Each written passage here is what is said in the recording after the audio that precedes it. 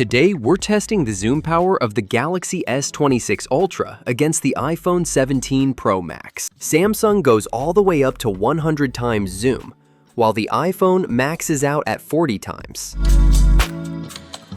Both phones are pushed to their maximum zoom 100 times on Samsung and 40 times on iPhone.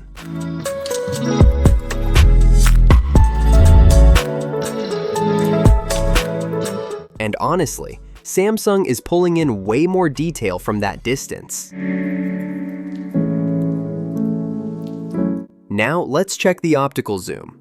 Here, the Samsung is at 5 times optical zoom, while the iPhone is at 4 times. Samsung gives a slightly tighter shot, and you can clearly see the extra reach. Now moving to the moon zoom comparison. At the wider shots, both phones handle the scene well, but the iPhone shows more lens flare around bright light sources, while Samsung keeps the image a bit cleaner.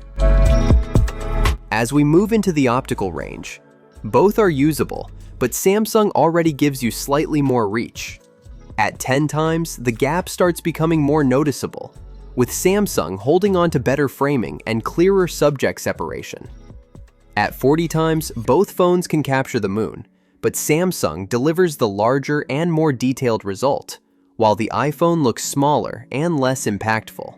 The Galaxy S26 Ultra keeps pushing to 60 times, 80 times, and all the way to 100 times, giving you dramatically more reach for extreme zoom shots. Now yes, extreme zoom isn't something you'll use every day, but if zoom performance matters to you, Samsung is clearly playing in a different league here. Now moving to the zoom video test.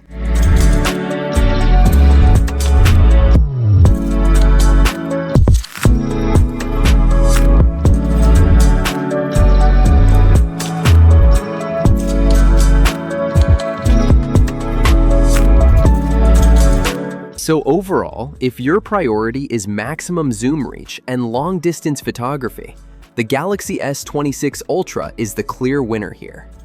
The iPhone 17 Pro Max still delivers solid image quality and consistency, but when it comes to pushing zoom to the limit, Samsung is simply on another level. Let me know in the comments, Team Samsung or Team iPhone?